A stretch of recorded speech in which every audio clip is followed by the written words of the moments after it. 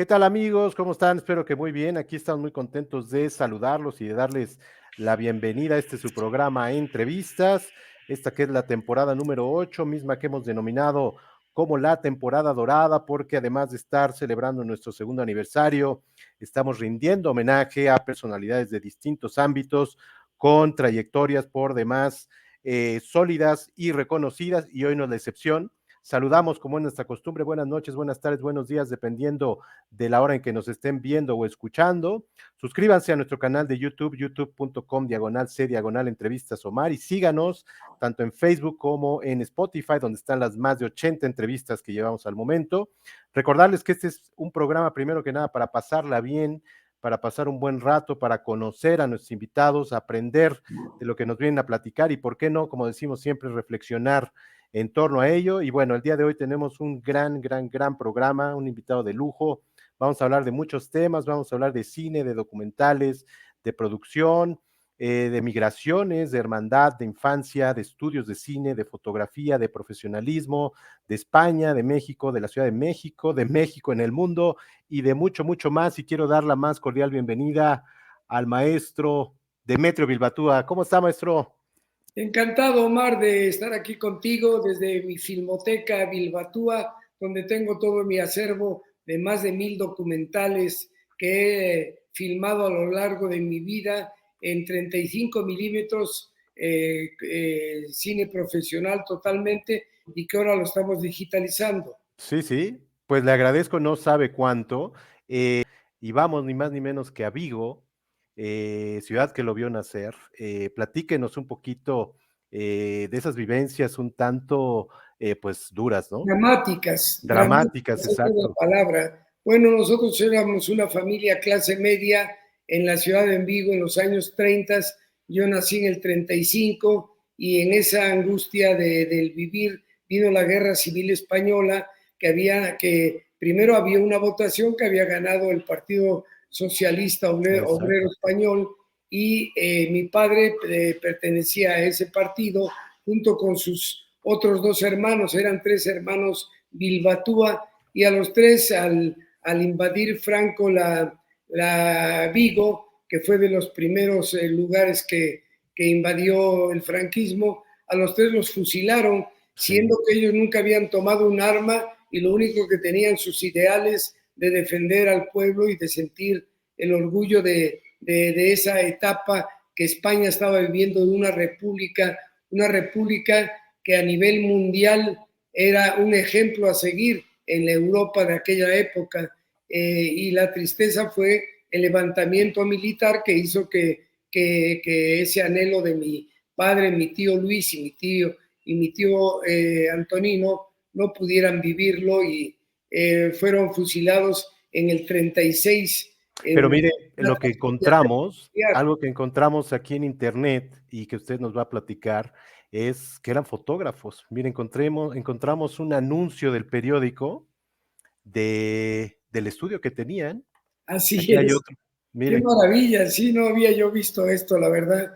Era un taller fotográfico, ajá, fotomecánicos, que eran muy profesionales en lo que eran las cámaras, los lentes de aquella época, que fue apasionante para sí, mi padre vivir esa etapa, y era una novedad a nivel Vigo. Era un estudio fotográfico donde mi padre hacía fotografía de todo tipo, sobre todo retratos sociales, de comuniones, de bodas, de todo el acontecer de la época. y Y entiendo que también eran, mire, aquí está la calle, así, la calle del Príncipe del Príncipe.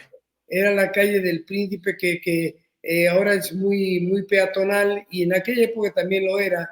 Y ahí en el número 82 es donde tenía fotomecánicos, que era un estudio fotográfico que para la época era una novedad, Sí, y que claro.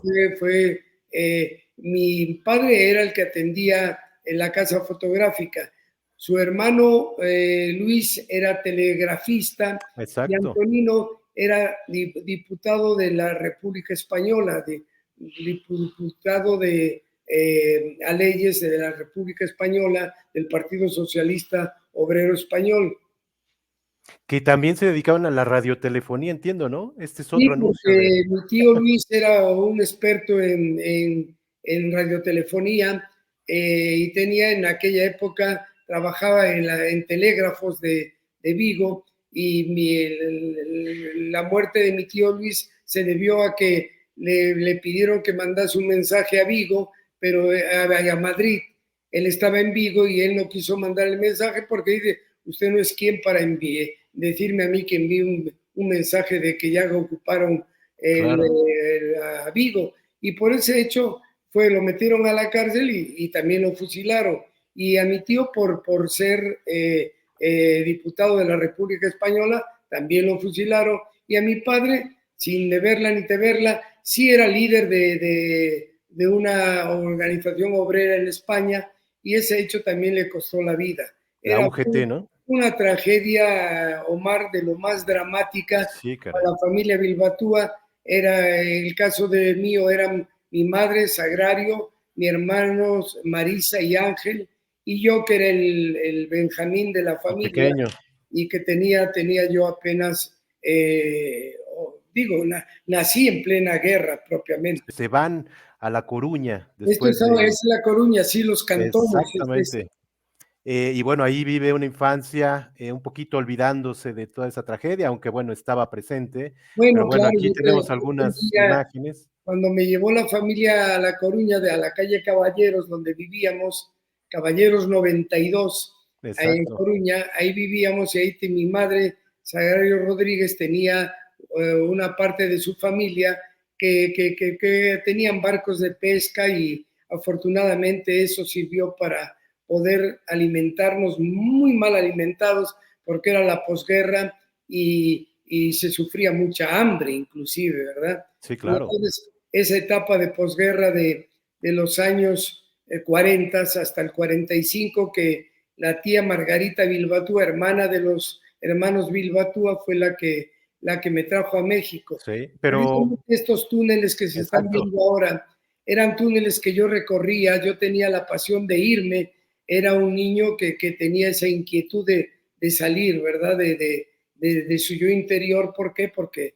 en la escuela me hacían bullying, yo era el hijo del rojo, y claro. entonces yo navegué, estaba cerca de la estación del ferrocarril y me iba caminando por las vías del tren y llegaba a pasar hasta 3 túneles, quiere decir que me alejaba de casa a los 8 Muchísimo, añitos, no sé, de unos 20 kilómetros y ah, regresaba a casa para volver a estar en mi encuentro con mi familia, que siempre fue una familia muy integrada, muy claro, con la tragedia se integra más una familia. claro. Fue una etapa dificilísima, Omar, pero muy Sí, sí, sí, recuerdo, pues la verdad, con nostalgia de esa etapa de niño. Y te cuento algo, yo quería, de niño me gustaba mucho buscar el horizonte. Yo decía, okey. ¿cómo voy a llegar a ver el horizonte? Yo quiero llegar al horizonte a ver qué hay ahí. Y el horizonte lo encontré cuando vine a México, realmente. Mire, Esa pero es bueno, allá se le presenta el cine, ni más ni Y menos. precisamente este cine que estamos viendo ahorita en imagen fue el cine Avenida, donde ya Exacto, cuando me avisaron que probablemente nos veníamos a México, mi tía estaba en Francia y estaba arreglando nuestros salvoconductos para poder salir de España, la familia, y este cine, ya cuando me dijeron, pues vas a ir a México, pasaba una película que se llamaba Ya tiene que en el estar. Rancho Grande, con Jorge Negrete, y entonces para mí la fui a ver y también vi muchas pistolas, muchos charros y dije, caray, pues algo ¿A dónde voy a ir? sí, porque yo la etapa que me tocó vivir de España, sí sentía yo lo que eran las balas, sobre Claro, todo en los túneles se encontraban muchas balas y yo las desarmaba y la pólvora y las sacaba y las hacía explotar cuando pasaba el cuando tren, pasaba el tren. cosas de niño. Y claro, también vivía yo ahí pues no hambre, pero sí era la forma de encontrarme conmigo y al comer, al vivir, Por ahí tuvo un asábamos patatas de la que nos robábamos de las huertas para poder subsistir. Y esas patatas asadas creo que las llegué a comer durante años, Omar. Así que Me puedo imaginar. la parte española fue una parte muy difícil, muy angustiante para toda la familia. Y por ahí tiene un episodio justo con las patatas, Ah, que pues, bueno, sí, prácticamente lo dejan es ciego, verdad, ¿no? en el hierro incandescente que metíamos mi amigo Rafael y yo, él cuando asaba una patata me lo acercó mucho a los ojos y yo le dije, dámelo, y estaba el rojo vivo, y me lo acercó tanto a los ojos sin querer que me quedé ciego, no ciego, me quedé viendo borroso todo, dije, solo eso me faltaba, y mi madre me llevó al oculista en La Coruña y dijo, pues esto no hay más remedio que vendarle los ojos, tenerlo 3 meses con los ojos vendados y ver si se recupera la retina, Fíjese. porque no hay nada que hacer. Entonces, la angustia de mi pobre madre también, y la mía también. Yo le dije, mira mamá, no te preocupes, si me quedo ciego, vendo billetes de la lotería para ciegos. Y eso Sí, la hacía llorar más todavía a pues ella. sí, claro. Eso era un drama que ella se sentía y hacía. Eh, Te Pero digo que mire, fue terrible. todo hubiera cambiado si algo trágico hubiera pasado ahí también, ¿no? Bueno, fui un niño que, usando una palabra muy de moda, la resiliencia era Exacto. parte de mi ser y esa resiliencia fue la que hizo que yo me encontrase conmigo y enderezase el rumbo de mi vida. Pero eso todo se encontró aquí en México, que me vine en el vapor Magallanes Exacto, precisamente. que aquí lo Bien tenemos en pantalla. documentado estás para la reseña. Claro, veníamos creo que en tercera o en cuarta categoría, que íbamos en la proa del barco y era muy incómodo, pero así llegamos a La Habana y de La Habana en avión llegamos a Mérida A Mérida, ¿no? y de Mérida ya a la Ciudad de México. Que tiene bonitos recuerdos, entiendo, de Mérida, ¿no? Pues sí, porque ya era mi libertad más plena y mis hermanos me llevaban, Marisa me llevaba 11 años y Ángel me llevaba 10 años. Eso para mí fue una gran ventaja porque ellos ya Claro. empezaban a trabajar aquí, eran veinteañeros propiamente y empezaron a trabajar en México inmediatamente. Yo estudié en el Colegio Madrid, que era de españoles republicanos, Exacto. estudié en el Luis Vives y en la Academia Hispano-Mexicana, y ya cuando tuve necesidad de trabajar, porque empezaba la televisión mexicana, había un personaje que era don Pero Emilio. espérese, va muy rápido, vamos No, ya a sé su porque estaba querida contando, Santa María la Ribera. pero tú lo tienes tan bien documentado que tienes razón, tiene que ir de acuerdo con la Vamos paso por paso. Entiendo que muy querida su Santa María la Ribera, ¿no? Así es, ahí vivía yo. Bueno, yo vivía en San Ajá, Cosme 8, que era una vecindad y yo me iba mucho al kiosco de Santa María la Ribera, y ahí llegué a conocer personajes de México. El doctor Atle vivía por ahí. por ahí vivía, ¿verdad? Sí, y pues eso fue una etapa también muy interesante de este niño que quería ser y que empezaba la televisión mexicana, que también fue Pero un... algo importante es que se reencuentra con el cine, muchos cines por ahí por la El zona, cine ¿no? Roxy, el que estás viendo, iba yo a Exacto, ver todas las películas de moda, que eran muchos del cine americano, porque Melody, todas esas películas, el, de, películas que eran de supermoda en la época, ese cine Roxy yo me metía, ahí a veces me colaba porque no tenía dinero y me colaba entre la gente. También vi la construcción del cine ópera, que era de lo mire, más elegante de aquella época. claro. El cine ópera. ¿Recuerda alguna película que haya visto en aquel entonces? Sí, bueno, yo quería ver mucho cine mexicano Okey. y tuve un amigo en la vecindad donde vivía que era Ricardo Manning Candiani, que el Mire, Candiani eran gentes, muy amigo él. Qué bárbaro, qué bien documentado estás. Me aquí sorprende encontramos una foto de su de amigo de la Ricardo. infancia. ¿Cómo no? Y Ricardo seguimos siendo amigos. Afortunadamente él vive en Texcoco y fue un compañero entrañable. Y él me llevó por primera vez a un estudio cinematográfico que me llevó a los estudios Clasa, que era con su Exacto. tío, el Capi Candiani, era el director de los estudios Clasa, y ahí empecé a ver algunas películas que nos proyectaban en privado. ¿Cuál Y fue cuál fue su eh, impresión al ver un estudio cinematográfico? Porque ha de no, ser no, no, algo me sorprendía gratísimamente. Decía yo, qué maravilla, qué mundo de ensueño es este, un ¿verdad? mundo mágico totalmente, ¿no? Y me gustó tanto, Omar, Ajá.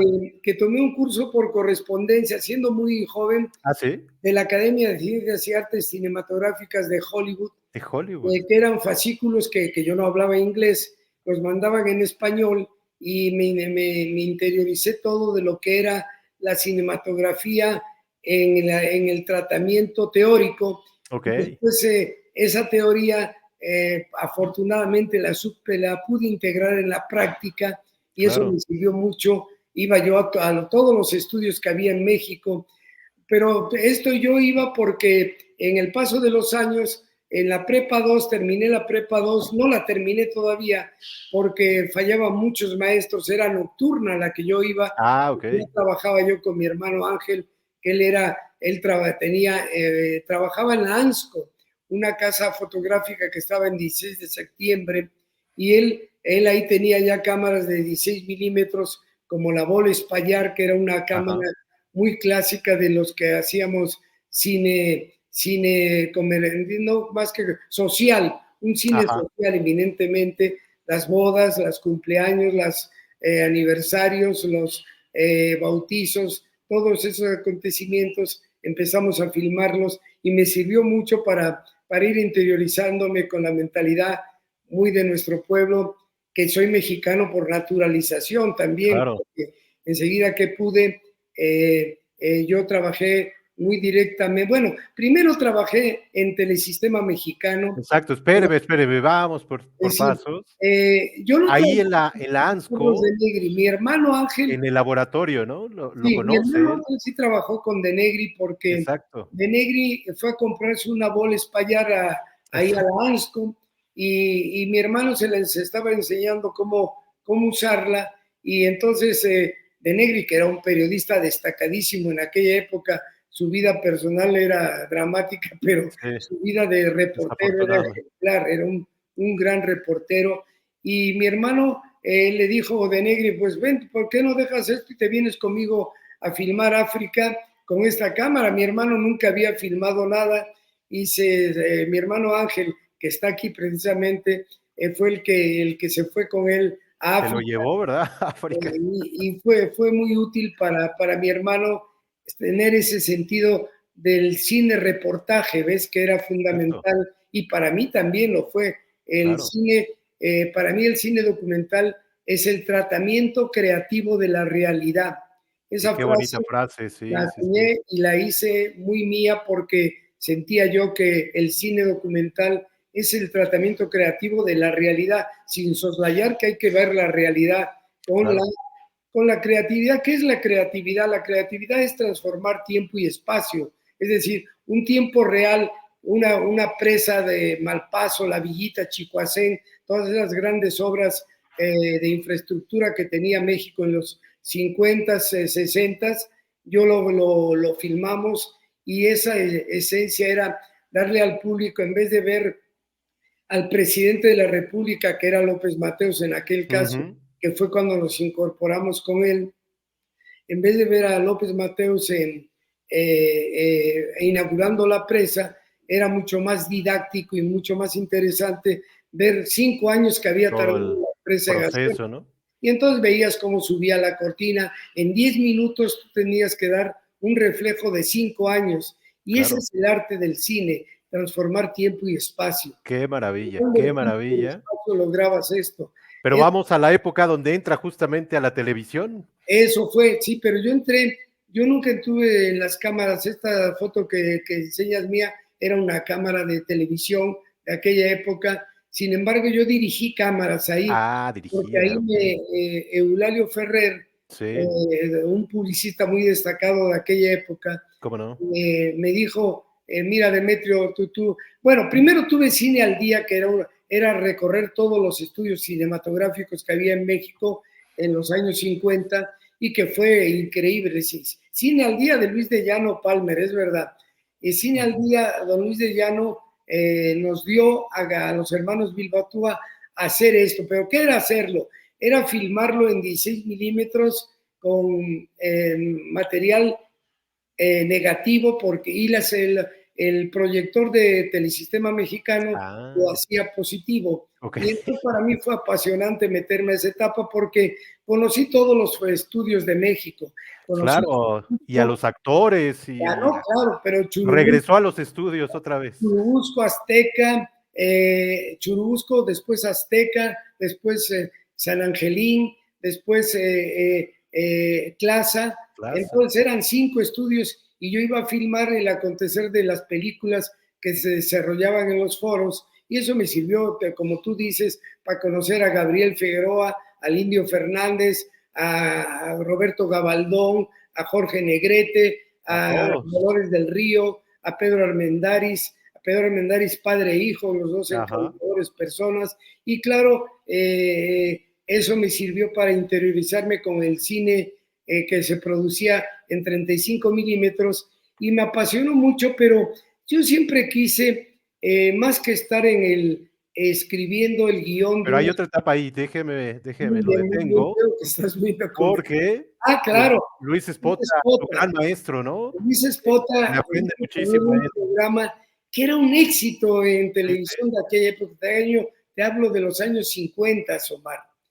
Todo un personaje, ¿no? Luis Espota. Luis era todo un personaje, yo lo quiero mucho y Luis me sirvió mucho para entender lo que era el lenguaje literario y el lenguaje visual. Era una gramática que Luis confrontaba conmigo. A él le gustaba mucho el inframundo, ¿no? Entonces yo le decía, ya vamos a ver lo más paupérrimo de México, pero yo tenía siempre la ilusión de ver un México moderno, un México proyectado al futuro, pero Luis me decía, no, vámonos a las Islas Marías. ¿Cómo voy a hacer yo a las Islas Marías, Luis? Y a las cárceles, ¿no? Luis me llevó a todas partes. A Lecumberri. Fue una experiencia. Lecumberri, es verdad, estuvimos en Lecumberri filmando presos famosísimos y él los entrevistaba. Lo que pasa que en aquella época las cámaras con sonido directo eran muy escasas. Logramos comprarnos una, mi hermano Ángel y yo, que era una Auricon. La Auricon era la cámara de 16 milímetros ya con sonido directo.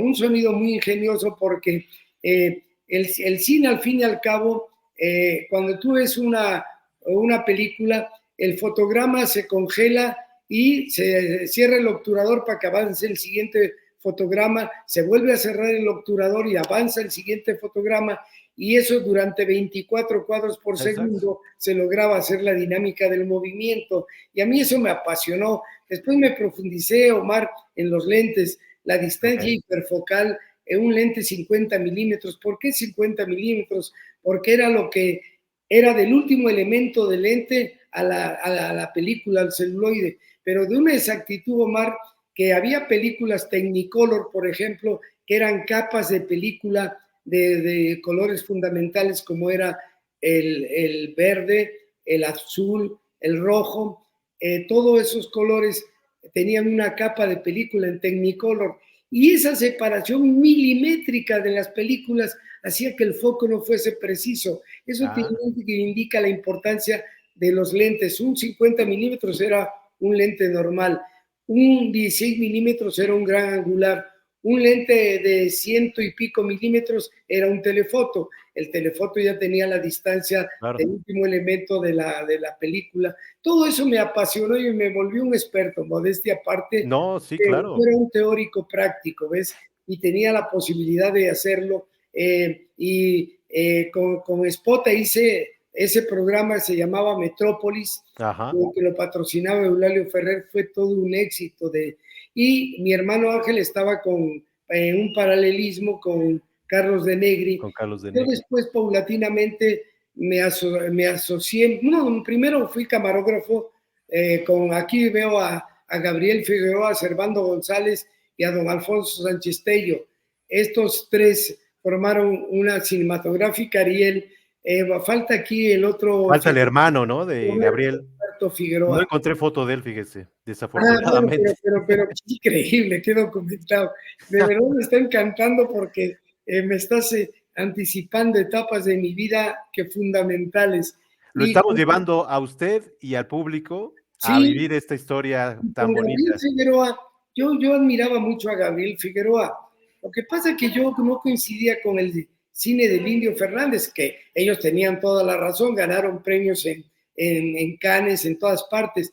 Yo pensaba que el cine tenía que llevar una dinámica como la que lleva en la actualidad, es decir, Sí, los cortes no podían ser, tú veías una escena de María Candelaria o de tantas películas étnicas que hizo Gabriel con el Indio Fernández, y tú veías un emplazamiento de cámara que entraba a caballo Jorge Negrete hasta que salía de cámara, que tardaba 3 minutos, eran muy largos, la ¿verdad? toma era muy larga, entonces rompía la continuidad de la historia. La temática de una historia debe de prevalecer sobre la plasticidad de la imagen, Sí, cosa claro. que a mí los camarógrafos, claro, decían, ¿cómo? Si tú eres camarógrafo, sí, pero yo siento que el cine en la edición es donde está el arte de la cinematografía. En la fotografía, claro, te hablo del blanco y negro de Gabriel Figueroa, Sí, que yo claro. lo revelaba, que yo Ah, ¿en revelé serio? negativo de blanco y negro. Me No me acuerdo de diga. los químicos que yo usaba: elón, sulfito, hidroquinona y bórax. Y con Mire. esos elementos yo revelaba mis películas en blanco y negro. Y entonces, ¿Y don cuál era Gabriel el secreto de Gabriel Figueroa para tenía, esos tenía, oscuros? tenía filtros que él ocultaba, pero que yo también lo sabía. Un filtro amarillo, un filtro rojo, un Bartren, te daba ese enfoque de cielos negros, nubes blancas, y entonces era una plasticidad bellísima. Y eso sirvió para que ese cine tuviese un prestigio a nivel mundial increíble. Ahora, yo ya cuando me remonto al cine documental, yo veo que no puede haber una toma de 3 minutos, Claro. por mucho que yo quiera plásticamente mostrar algo. Y yo nunca hice una toma en mis documentales que durase arriba de 10 segundos ¿Se o más. adelantó a Y en los aquella tiempos usted? época era una gran novedad. Hasta, Sí. hasta don Luis Buñuel me decía, pero Demetrio, ¿por qué esa? Pues porque es mi sentimiento, don Luis. Era el Yo a don Luis dinamismo, ¿no? Buñuel lo respeté mucho, era un genio, y como genio también me tocó tratarlo y me tocó convivir con él. Y eso fue apasionante, convivir con Buñuel. Ya te hablo de una etapa posterior. Él llegó también en los años 50 a México, no, en los años 50 ya empezó Los Olvidados y todas esas Sí. grandes obras de arte que hacía don Luis. Y, y, y yo venía a mi casa, lo llevaba a mi hermano Ángel, que era mi hermano mayor. Yo seguía siendo muy joven. En los 60 era yo jovenazo Su todavía. jovenazo, claro. Y entonces don Luis veía mis documentos. Yo le decía, véngase a ver, porque enseguida que pude me hice una sala de proyección en mi casa, y mi mujer Tere Ferrer de Ujú. Bilbatúa, junto con mis hijos que tuve, Demetrio, Yuri y Olinka, formamos una familia que todavía, gracias a Dios, subsistimos y estamos en plenitud, gozando mucho la etapa de vida que nos está tocando Claro. vivir. Oiga, pero en aquellos años conoce a alguien, pues, bien importante, Alex Phillips, ¿no? Bueno, sí, y además ese era un caballero, ese Sí, era ¿verdad? un hombre que, así como don Gabriel tenía cierta cosa de guardar sus secretos, Alex Phillips me llevaba aquí en las calles él vivía en las calles de Heriberto Frías, donde yo tengo ahorita Okey, la empresa de postproducción, sí, en el mismo número, unos 2 cuadras antes, y yo iba con su hijo Alex Phillips Jr., íbamos y gozábamos mucho todas las teorías de Alex Phillips. Era un excelente camarógrafo. Claro, el camarógrafo de moda era Gabriel Figueroa, sí. pero Alex Phillips no le iba a la saga en nada. Nada. Había otros camarógrafos buenísimos No como hizo Ricardo Solana, eh, Jorge Stahl, en fin, cámara. De verdad que México, por sus bellezas naturales sí. y sus paisajes, dio camarógrafos de gran prestigio a nivel mundial y que yo siempre en el cine documental quise tener mi nicho y afortunadamente creo que lo logré,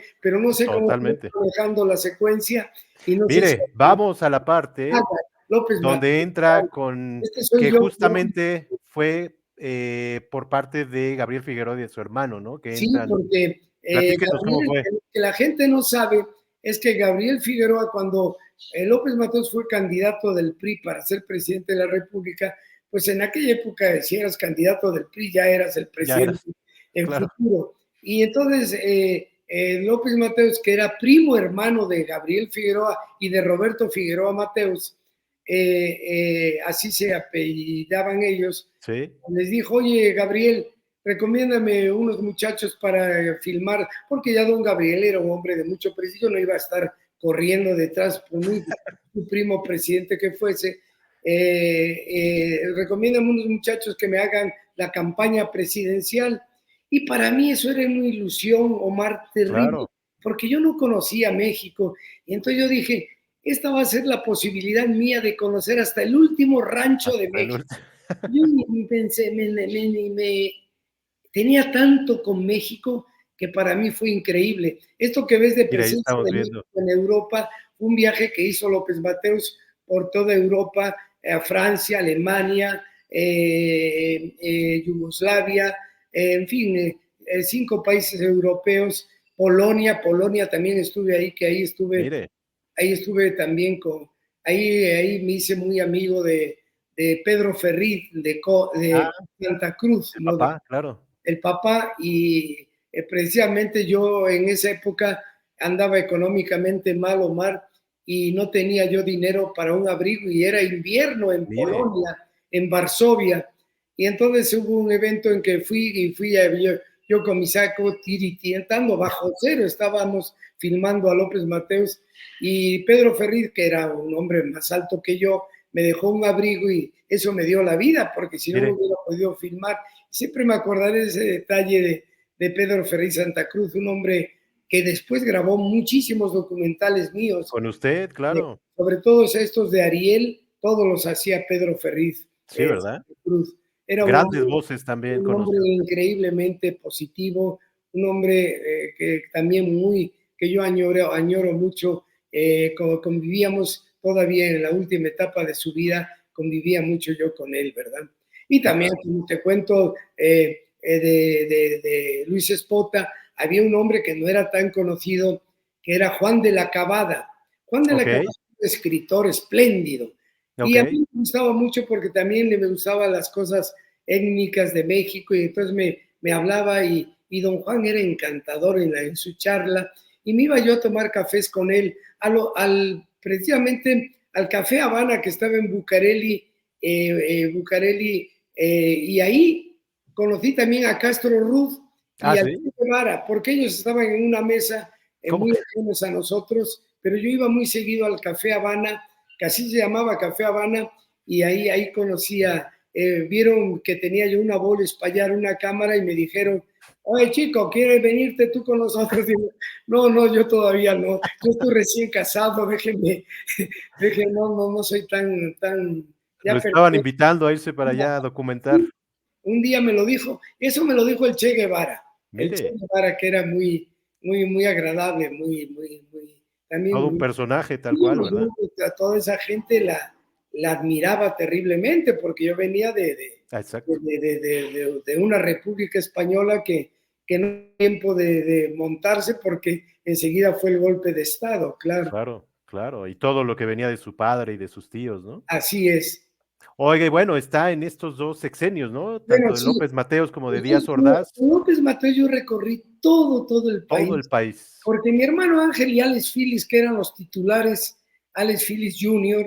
y mi Ajá, hermano Ángel también, ellos pues no se iban a todas las giras, ellos me daban a mí hacer las giras y yo entonces empecé desde Yucatán hasta Baja California, conociendo el país, enamorándome cada día más de este maravilloso país, sintiendo la angustia. Ah, por cierto, que cuando fui a Europa con López ajá. Mateos, yo tenía un documento de identidad y viaje. Ajá. En Francia sí me lo recibieron, en Alemania también, pero en Yugoslavia, la Yugoslavia de Tito, dijeron, Ah, no, claro. esto no es un documento, pero yo vengo en la comitiva presidencial de México. Y así fue como logré también entrar a Yugoslavia y vivir esa etapa que yo quería vivir. Yo admiraba mucho a Tito también en aquella época, Claro. era de las gentes que yo admiraba. Bueno, yo era muy de izquierda hasta que la vida me hizo cambiar también un poquito, ¿ves? ¿Qué es lo Fíjese. que está pasando en este momento, no? Sí, claro, claro, Y claro. don Adolfo López Mateos fue un señorón. Sí, Porque ¿verdad? también tengo que expresarte algo. Para mí, que mucha gente va a decir, ¿a qué aberrante este señor? Para mí, Díaz Ordaz fue un hombre inteligente, un hombre que la economía de este país la llevó, que después vino de lo del 68 y Claro. que mucha gente dice, Bilbatúa lo filmó. No, yo no lo filmé, lo filmó mi hermano con Servando González, que era el secretario de Educación, era Luis Echeverría, y a ellos les encargó filmar a Servando González y a mi hermano les encargó filmar todo todos los mítines estudiantiles, que eso sí filmé algunos que venían por insurgentes y que venían por San Cosme, precisamente que venían del Politécnico, todo el recorrido. Ahí inclusive yo era Que muy amigo de líderes estudiantiles que sabían que yo filmaba para la presidencia de la República, y Sócrates Campos Lemus me decía, ujú. esta es la cámara importante, muchachos, vengan aquí, ¿cómo estamos? Manifiéstense aquí. Y eso sí filmé algunas veces ese tipo de eventos, pero el día del Tenían 68, los únicos, el 2 de octubre, únicas imágenes a color, ¿no? sí, bueno, pero era un color qué bueno que tocas ese tema. El color nuestro era de 20 grados ASA. Ahorita Okey. las cámaras estas tienen 2000 o 3000 grados ASA, hay hasta de 10,000 grados ASA, ¿no? De velocidad de movimiento, hay cámaras de alta velocidad. Las mías corrían a 100 cuadros y se estaba quebrando la cámara por 100 cuadros por segundo. Y porque esa es la teoría, la alta velocidad es la que da la cámara lenta, la Sí, proyección lenta, pero la gente le dice cámara lenta, no, la cámara es rapidísima para rapidísimo. poder lograr la alta velocidad, ¿verdad? Y entonces ese proceso también lo viví con mucha intensidad, Omar. Sí, claro. Y entonces cuando empecé a conocer todo México, sus bellezas naturales, no hay mal, digo, no hay etapas que siempre en la vida, yo dije, qué bello país, Sí, claro. qué belleza natural que no ha tocado el hombre. No es que lo recorrió Me de pe acuerdo a de pa. las cascadas pétreas de Hierve el Agua en Oaxaca, Agua Azul en Chiapas, el desierto del Vizcaíno, en fin, recorrí todo y yo veía que eso era maravilloso. ¿Y quién me iba a decir que un día yo iba a Mi hacer los comerciales aquí más están, mire, contundentes que hizo la cervecería Modelo, aquí con lo estamos viendo en pantalla, integrado a justamente. bellezas naturales? Entonces yo le dije a don Antonino Fernández, que era el presidente de Grupo Modelo, le dije, don Antonino, mire, usted ya no quiere que salgan mujeres guapas, no, porque todas que son novias suyas, digo, hágame la buena, pero él me decía que eran novias mías todas, y no era cierto. Yo era muy profesional filmando y filmamos campañas de Corona, pero así como te digo de Corona, también hice de automotrices, todos los coches Muchísimas. automotrices las hice, todas las perfumes, todo lo que era publicidad, hice más de 1000 comerciales, que yo en la actualidad estoy digitalizando todo mi acervo, Omar, y todo esto que ves a mis espaldas son más de 1000 documentales que se han filmado pie a pie y recorriendo todo México, ¿no? Claro. Eso para mí ha sido, y lo estoy haciendo ahorita porque lo que era el celuloide se está dañando con el paso de los años, y entonces un día me habló Carlos Slim, don Carlos Slim, Ni y yo más ni menos. me está bromeando, pues como que Carlos Slim quiere hablar con usted. No solo eso, un caballero, yo no lo conocía, me sorprendió su forma también, se le vio su pasión por México también, que eso me gusta en don Carlos. Yo me tuteo con él porque él me dijo, tú eres un poco mayor que yo, Demetrio, así que tuteémonos. Entonces le dije, ya vas, Charlie, ¿no? Y entonces así fue como Slim está digitalizando todo mi acervo, que en vez de ser celuloide, en vez de ser el cine tradicional, ya es el cine digital, y mi acervo está haciendo ese proceso en la digitalización que la está haciendo el ingeniero Javier Leal, que es un experto que tenemos aquí en New Art, y en New Art estamos haciendo todo en 4K. Y el 4K, yo de verdad te digo algo, Omar, veo mis películas en celuloide y claro, añoro el celuloide de aquella época. Sin embargo, ahora, con los nuevos tratamientos digitales, el 4K es de una perfección tal que ya no añoro ni el celuloide. Sé que se está acabando y tengo la nostalgia de dedicarle todos estos aparatos que ves aquí atrás mía. Son aparatos impresoras, reveladoras, que yo tuve un laboratorio cinematográfico y que me han servido para recordar el celuloide, pero esto ya lo tengo como un recuerdo. Carlos Slim, en el Museo Sumaya de Loreto, hay una sala dedicada a mi persona y con todo mi acervo, con todas mis películas. Yo recomiendo que la gente vaya, que le interese, vaya al Sumaya de Loreto y lo pueden ver gratuitamente todo esto que yo les estoy contando y que tú maravillosamente estás llevando ahorita que menciona justamente pero de verdad mis respetos. En tiempo real. Ahorita que está hablando de Museo Sumaya de Loreto, no el que está en Polanco, sino en Loreto, que es donde está la sala que usted dice, también está, iba a decir curiosamente, pero no creo que sea curiosamente, hay otra sala del arquitecto Pedro Ramírez Vázquez, sí, pero con el que usted también tuvo mucha relación, ¿no? Muchísima. Yo todas Platíquenos un todos poco de los eso. pabellones de México ante el mundo, que te hablo desde los años 58, 62, cada 4 años había un pabellón de México ante el mundo. No, Yo filmé desde Nueva York, después filmé en Montreal, después filmé por Europa, por Japón, por todo esta es la Feria Mundial de Nueva York. En Nueva York. Fíjate, aquí se va a ver, Lyndon B. Johnson, que había asesinado a Kennedy. A Kennedy. Él inauguró la que iba a inaugurar Kennedy, ¿ves? Y este es Truman. Truman era un personaje de la Segunda Guerra Mundial que fue el que hizo de la explosión de la bomba atómica. Sin embargo, este hombre, su teoría, y que yo respeto, si no llega a tirar la bomba atómica, hubiera muerto más de 100,000 o 200,000 norteamericanos más, porque la guerra con Japón no tenía solución. Yo lo conocí ahí a Truman. Ahí se ve que está posando para mi cámara. El presidente de los Estados Unidos. Todos los pabellones yo los filmé con la presencia de México, y los documentales que proyectaban en los pabellones regularmente eran míos en un 90%, ¿ves? Me daba mucho orgullo que la gente entrase al pabellón de México y viese documentales míos de etnias indígenas, que no he hablado de eso, Omar. Claro. Yo filmé mucho con huicholes, coras, tepehuanos, chamulas, todas las etnias indígenas me apasionaron. Hice un recorrido completo de lo que eran las etnias de nuestro país. Y, porque soy mexicano, esto también lo quiero aclarar, soy mexicano por naturalización, con el acta de naturalización número 11. Mire, número 11. ¿En serio? Sí, era muy difícil en aquella época ser mexicano, y el presidente Díaz Ordaz fue el que nos hizo mexicanos, a mi hermano Ángel y a mí, cosa que también... Mi hermano se dedicó al largometraje, por eso no hablo mucho de él en el documental. Pero yo quiero que nos platique un poquito de su hermano.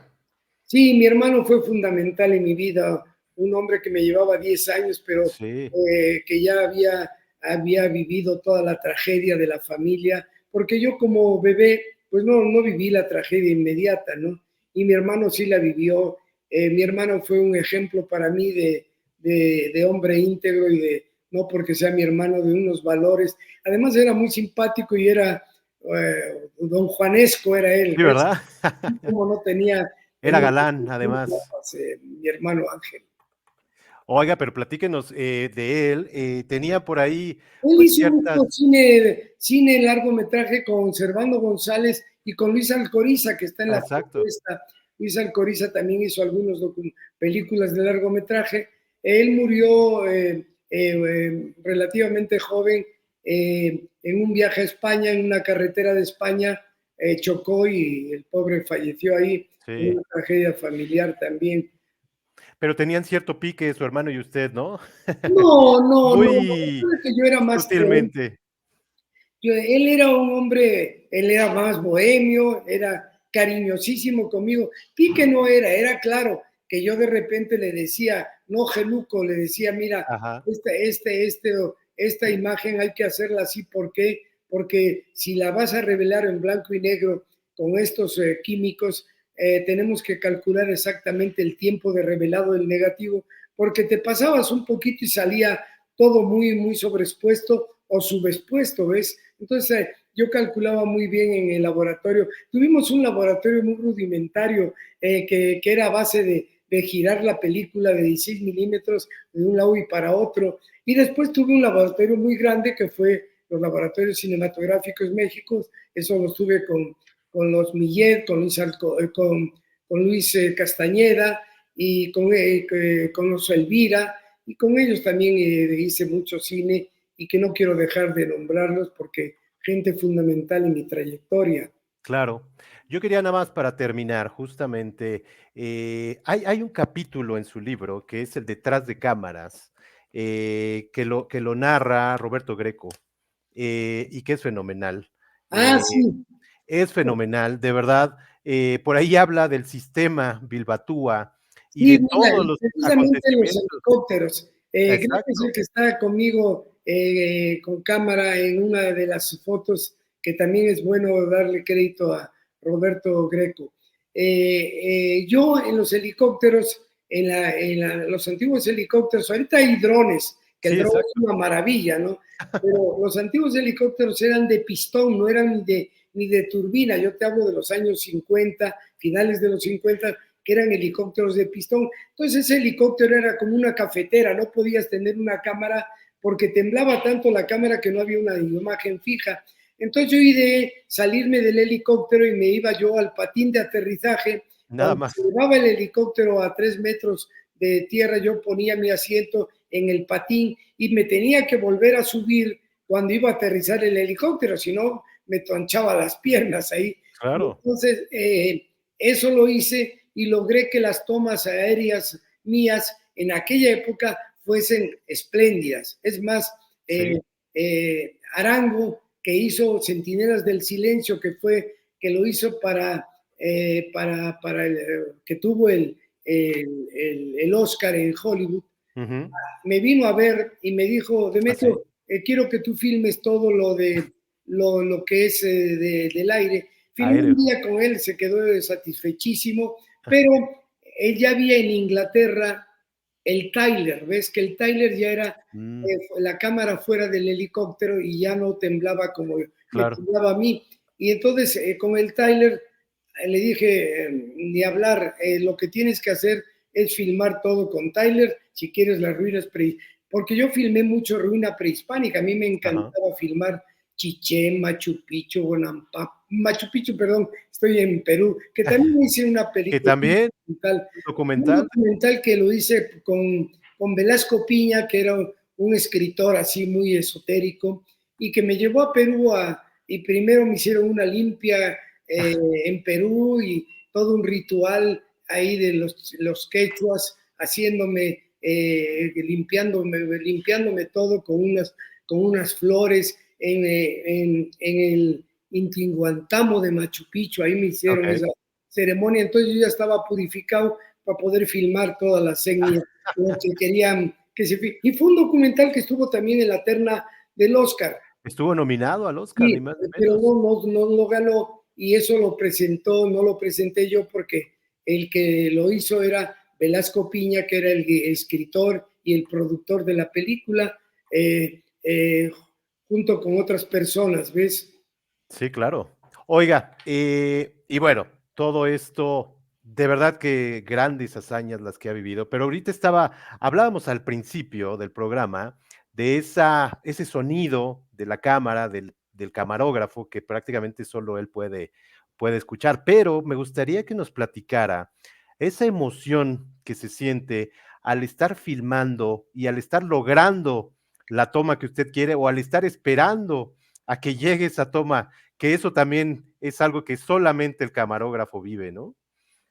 Bueno, a mí, lo que te conté del celuloide corriendo a un cincuentavo de segundo en la cámara de cinematográfica del celuloide, para mí eso era apasionante, ¿no? Apasionante, Y ¿verdad? entonces también hay otra técnica que se olvida, que en aquella época mía las cámaras de 16 milímetros no tenían visor Ah, directo por el lente, eran con paralaje, es sí, decir, sí, era un sí. visor que iba junto al paralelo a la cámara, pero siempre había un diferencial que tenías tú que corregir ahí a cuántos metros de distancia vas a filmar para que el paralaje te diese la toma que querías, pero nunca lo que veía el lente lo veías, porque en mi época Claro. no veías a través de un lente. Ya después, cuando Arriflex hizo las cámaras de que el obturador de la cámara reflex,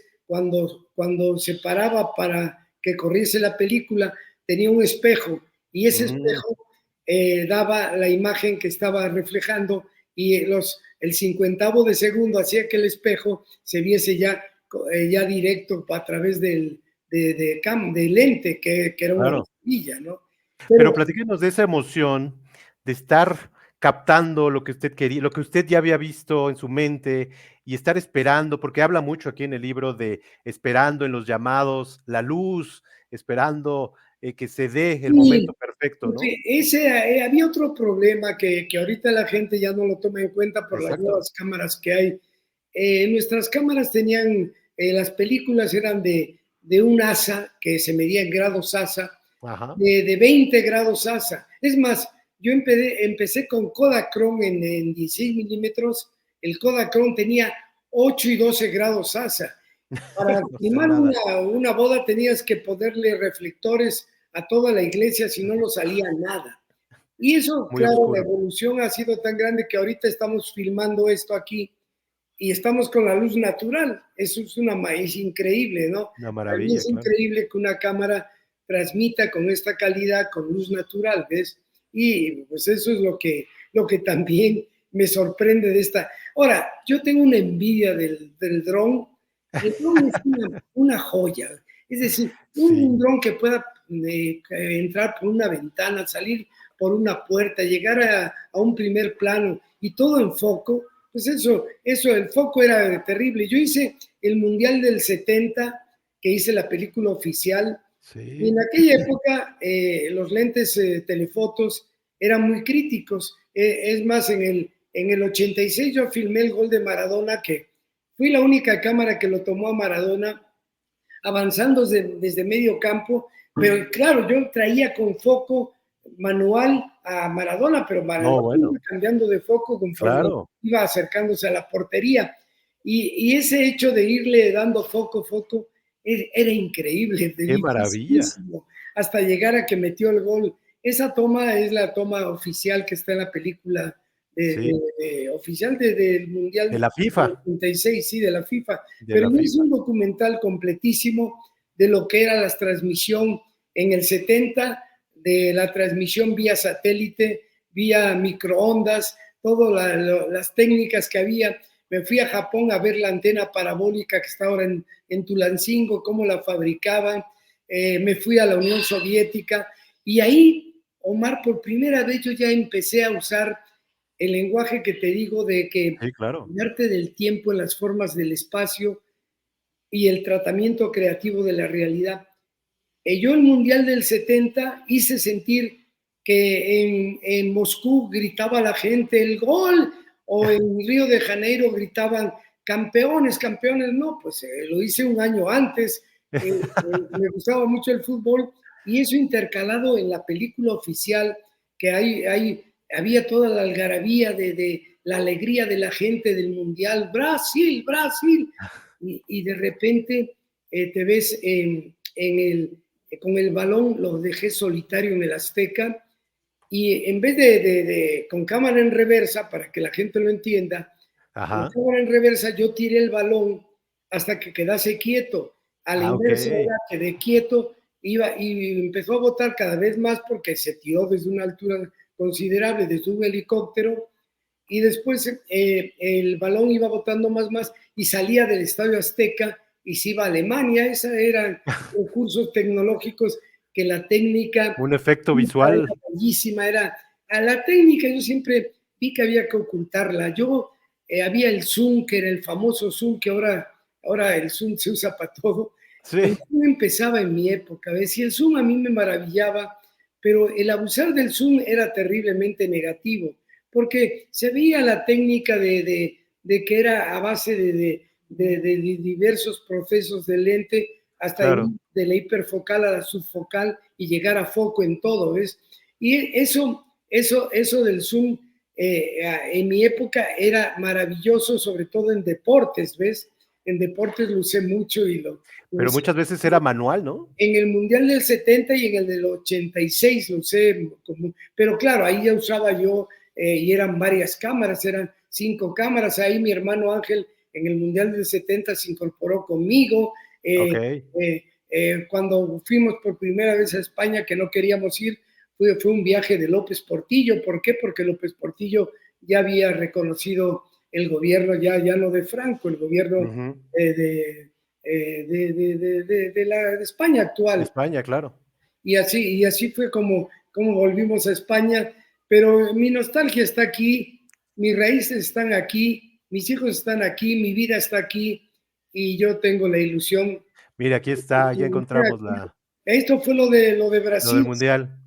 que eso Nada más parece para que que lo los vean. periódicos publicaron esto, no, yo lo hice un año antes, esto es en Leningrado, En Leningrado. en San Petersburgo era eso, y esto es en Tokio, que filmé en Tokio a un niño recorriendo, y esto es en Osaka, Oh, ajá.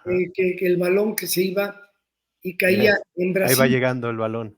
El balón de Tokio caía en Brasil y eso parece que no, pero en aquella época era muy motivante transformar tiempo y espacio, ¿ves? Y ahí está lo de la creatividad que usted Ahí dice, está. ¿no? Ese era el arte del cine, radica en eso, el hacer buen cine radica en eso. Claro, la historia es fundamental en el Sí, largometraje, claro. pero mira, esta es la Mira, ahí toma está el balón. del balón, ¿ves? El balón cobra vida aquí, pero la realidad es que era la inversa, ¿no? Qué Y cada maravilla. vez sube más el balón, sale de cuadro y ahorita con otra cámara lo tenemos ya Lo en tiene. otro plano. Ya, este ya fue tirado desde helicóptero, ¿ves? Ah, sí. Sí, este ya, mira dónde va el balón. ¿Y el balón lo soltaron desde el helicóptero? Iba rumbo a Alemania porque el siguiente mundial era en Alemania y esto me dieron tiene premios mundiales este documental. Yo quería ya nada más por último, hacerle la última pregunta. ¿Qué le diría usted, La última nunca digas, la penúltima. la penúltima, don Demetrio Bilbatúa, con toda esta experiencia, qué le diría, ni más ni menos que a Geluco, de aquel entonces? Ay, hermano, pues sí, ¿Qué le además diría? estoy viendo la foto del pasaporte de Ajá, Geluco.